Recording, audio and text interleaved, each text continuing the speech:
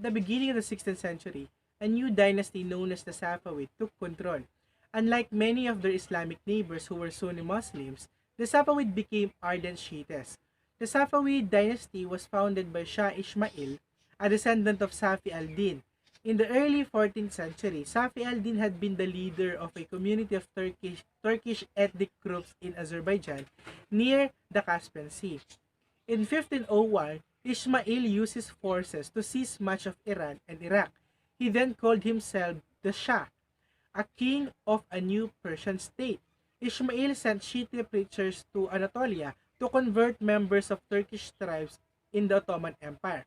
The Ottoman Sultan tried to halt this activity, but Ismail refused to stop.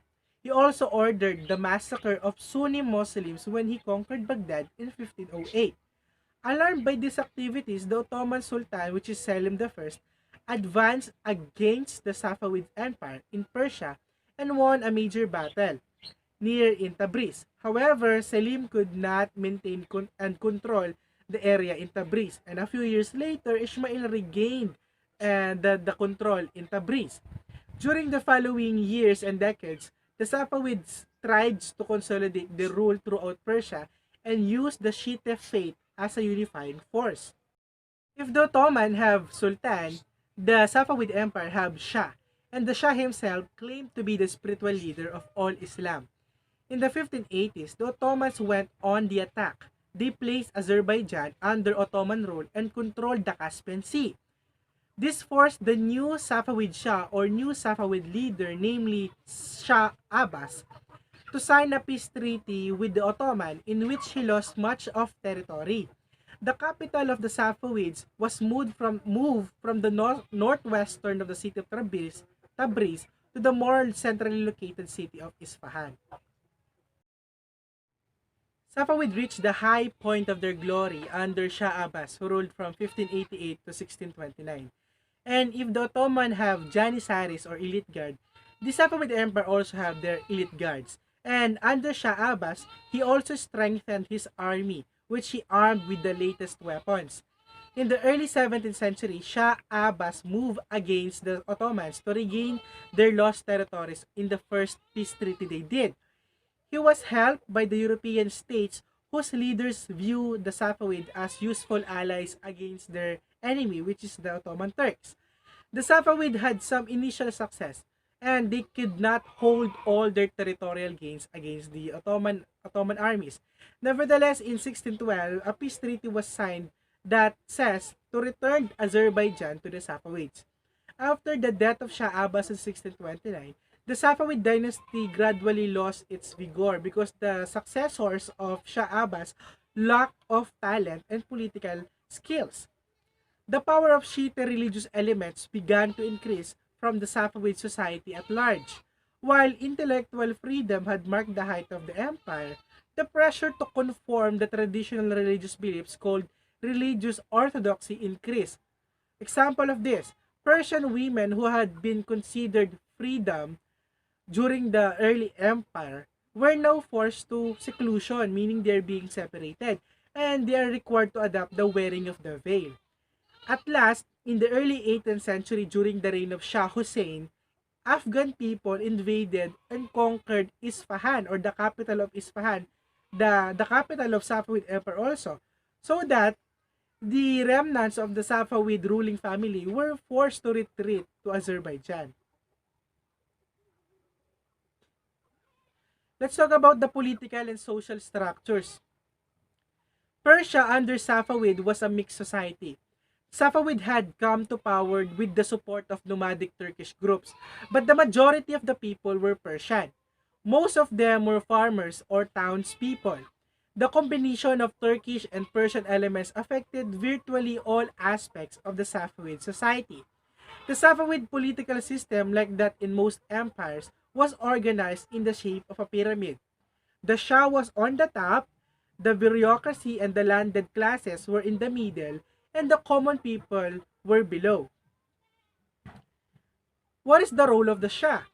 The role of the Shah, which is the Safavid rulers, were eagerly supported by the Shiites, who believed that the founder of the empire, which is Shah Ismail, was a direct successor of the Prophet Muhammad. In return, the Shahs declared Shia Islam to be the state religion. Shah seized the large landed estates of the aristocrats and brought them under the control of the crown. In addition, appointment to senior positions in the bureaucracy was based on merit rather than birth. To avoid competition between Turkish and non-Turkish elements, Shah Abbas, for example, hired a number of foreigners from neighboring countries for positions in his government. So let's talk about the economy and trade. The Safavid Shahs played an active part in trade and manufacturing activity. There was also a large and affluent urban middle class involvement in trade. Most goods in the empire traveled by horse or camel caravans. Although the road system was poor, the government provided resting places for weary travelers. In the times of strong rulers just like Shah Abbas, the roads were kept fairly clear of thieves and bandits.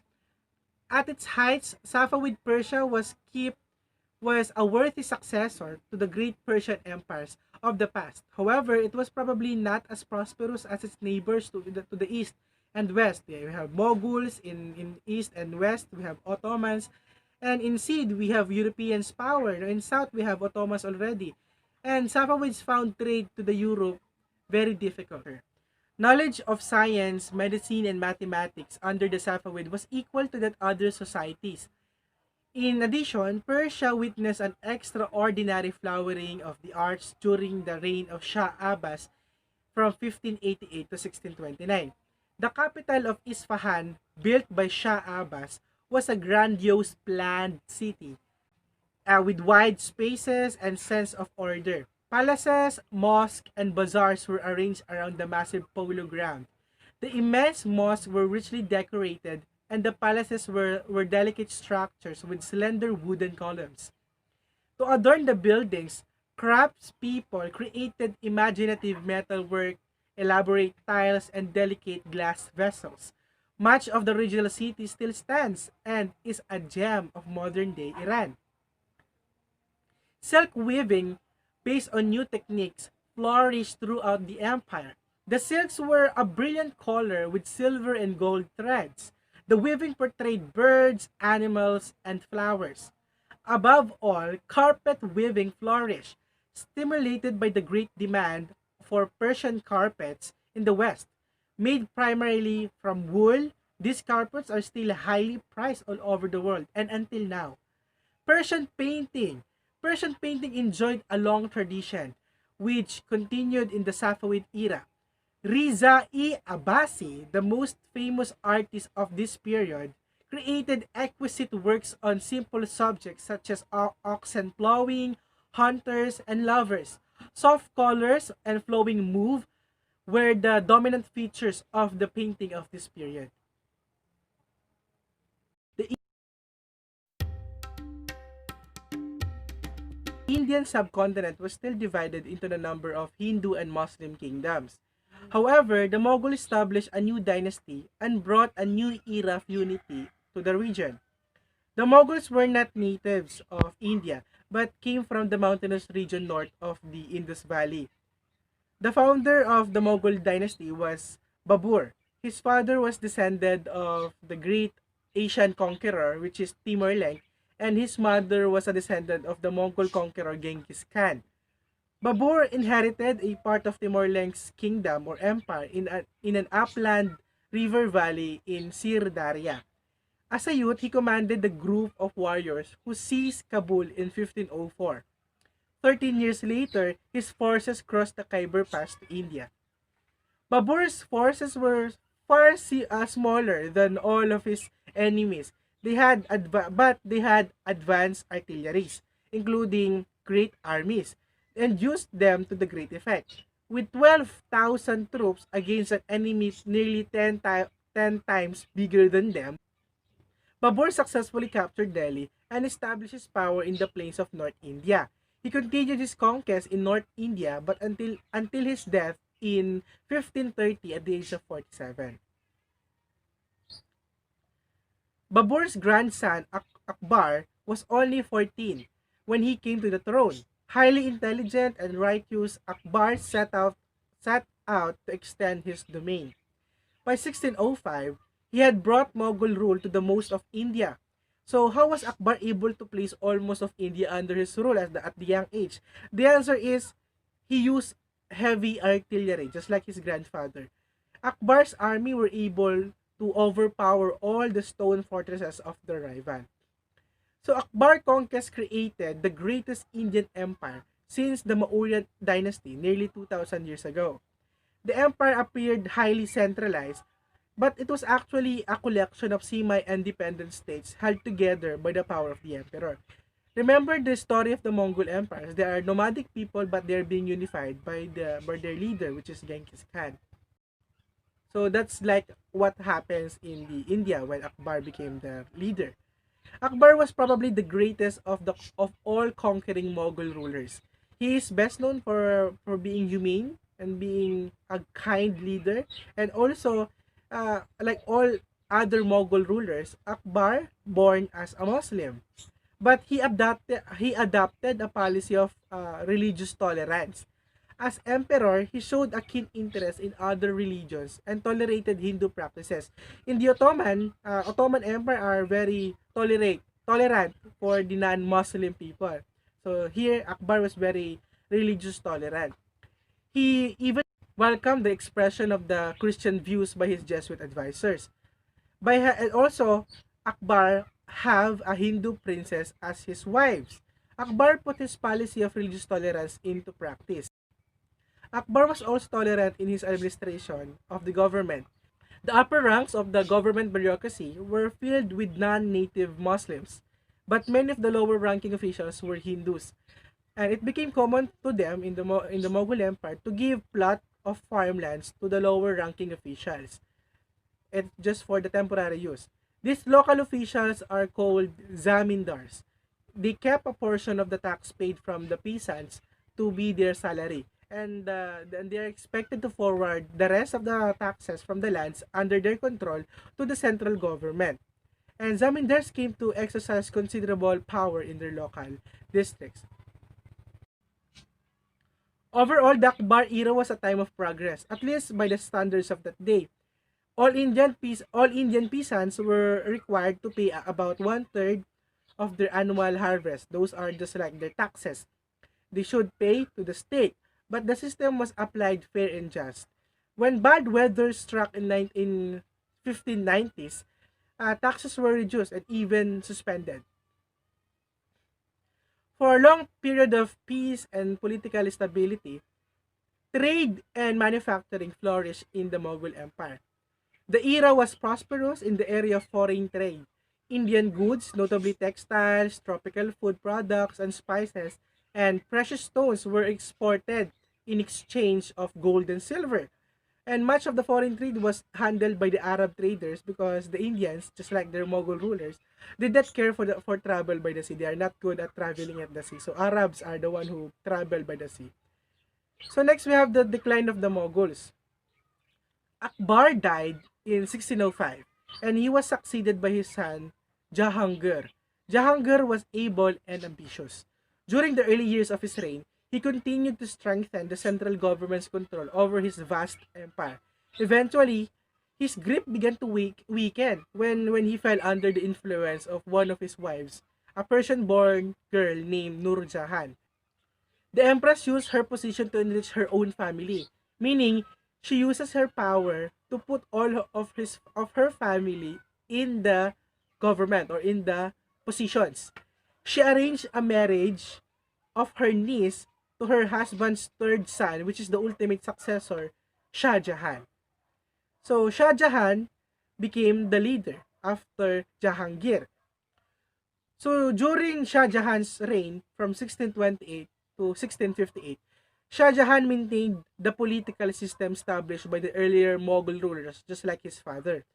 He also expanded the boundaries of the empire through successful campaigns in the Deccan Plateau and against the city of Samarkand, north of the Hindus Kush. Shah Jahan's rule failed to deal with growing domestic problems, and also he had inherited a nearly empty treasury. His military campaigns and expensive building projects put a heavy strain on the imperial finances. and forced him to raise the taxes. Meanwhile, the majority of his people live in extreme poverty. Shah Jahan's troubles or problems worsened with his illness in the mid 1650s, which led to struggle for power between two of his sons. One of his sons, namely Aurangzeb, had his brother put to death, so he killed his brother for the position and imprisoned his father. Aurangzeb then had himself crowned emperor in 1658. See how power can change a person. Aurangzeb is one of the most controversial leader or rulers in history of India. He is a man of high principle. He attempted to eliminate many of what he considered to be India's social evils. In World War II, we have Hitler, and Hitler believes to the term semi-human. And here, Aurangzeb believes into social evils. He forbade both the Hindu custom of suti. Suti was the practice of the Hindu people to cremate the widow together with the deceased husband, and the levying of illegal taxes. He tried to forbid gambling as well and drinking. Aurangzeb was a devoted Muslim. That is why he adopted a number of measures to reverse the Mughal policies of religious tolerance. Remember, the first ruler, which is Akbar, he is very religious tolerant. But Aurangzeb wants the Muslim religion to be the religion of all Mughal people. The building of new Hindu temples was prohibited, and Hindus were forced to convert to Islam. Aurangzeb policies led to Hindu outcries and domestic unrest. In addition, number of revolts against the imperial authority against his rule broke out into any provinces in the Mughal Empire. Rebellious groups also threatened the power of the emperor, leaving an increasingly divided India. And because the India is in chaos, they are vulnerable to attack from other empires. The arrival of the British hastened the decline of the Mughal Empire. By 1650, British trading forts had been established at Surat, Fort Williams, and Chennai. From Chennai, British ships carried Indian-made cotton goods to the East Indies, where they were traded for spices. British success in India attracted rivals, and one of those are French. The French established their own forts in the east of the coast of Pondicherry, south of Chennai, and at Surat, and in the Bay of Bengal. For a brief period, the French went on the offensive. They attacked the British fort of Chennai. The British were saved by the military genius of Sir Robert Clive. He is an aggressive British Empire builder. Clive eventually became the chief representative of India in India of the East India Company. The company is a private company empowered by the British Crown.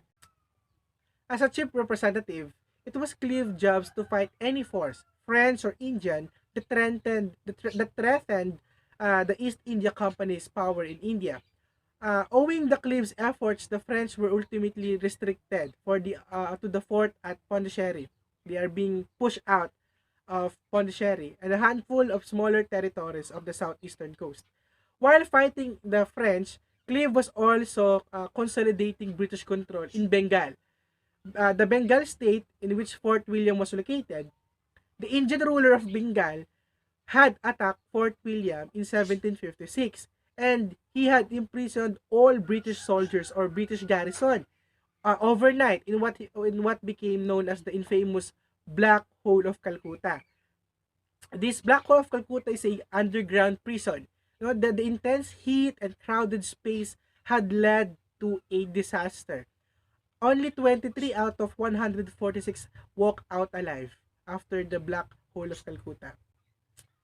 In 1757, Clive won a major battle between Mughal Empire.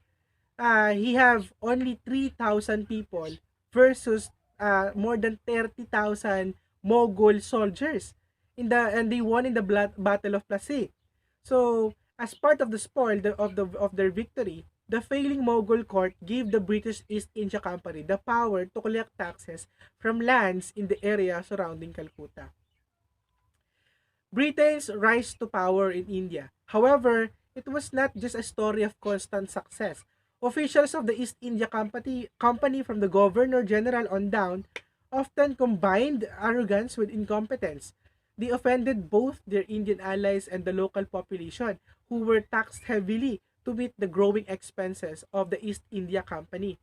Intelligent Indian commanders avoided direct pitched battles with the well-armed British troops because they don't have any, big artillery. They are not massive type of groups. So they preferred harassment and ambush. So it was just like the manner of modern day guerrillas.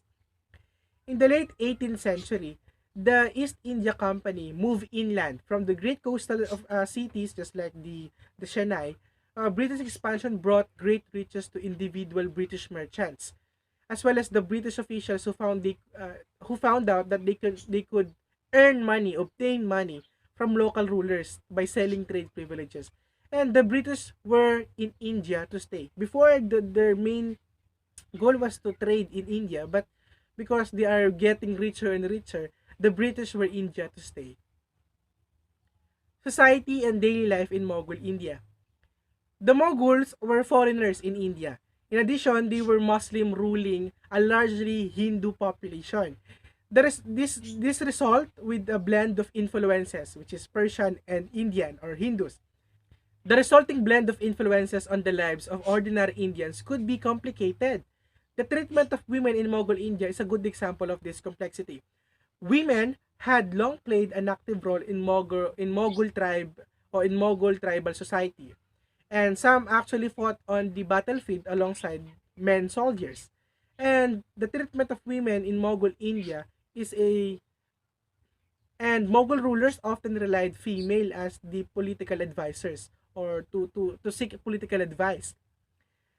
To a degree, these Mughal attitudes toward women affected Indian society. Women from aristocratic families frequently received salaries and were allowed to own land and take part in business activities. At the same time, the Mughals placed certain restrictions on women under their interpretation of Islamic law.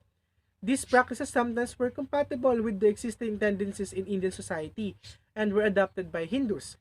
The practice of isolating women, which is seclusion, for example, was a was followed by many upper class Hindus already. In other ways, however, Hindu practices remained unchanged by the Mughal rule.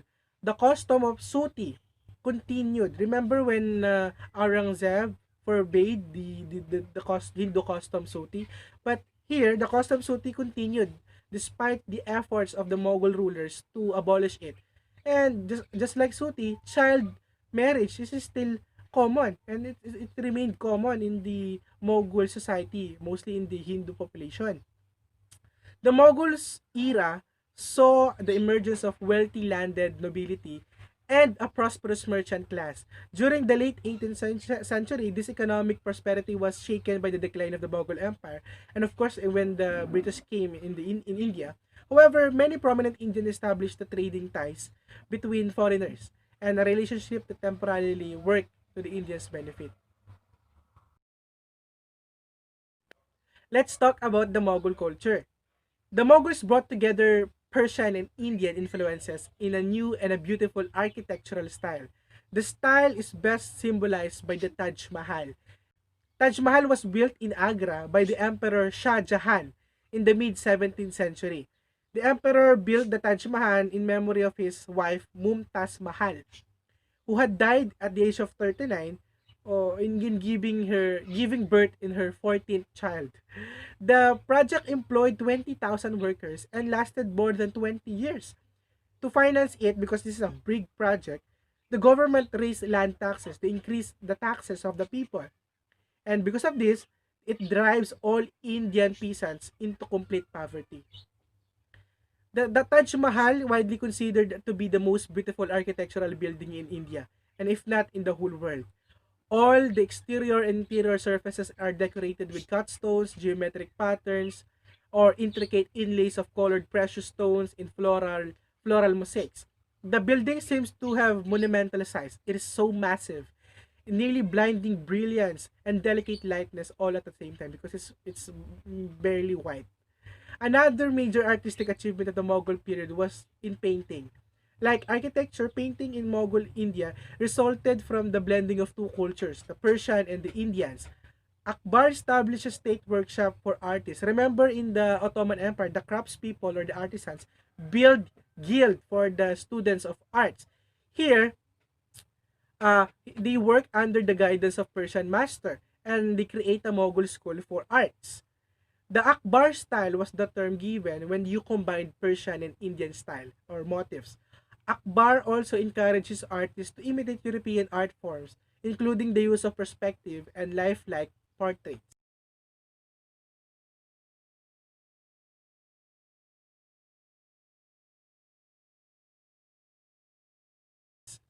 The Mughal emperors were the dedicated patrons of the arts. Not just the Mughal emperors, but all of the Muslim emperors from Ottoman to Safavid to Mughals. They are all enthusiastic with arts. And going to India was the goal of painters and poets and artisans from across Mediterranean. Apparently, the generosity of the Mughals made it difficult to refuse a trip to India. It is said that the Mughals would reward the poet with his weight in gold. And that's how Mughal Empire value arts.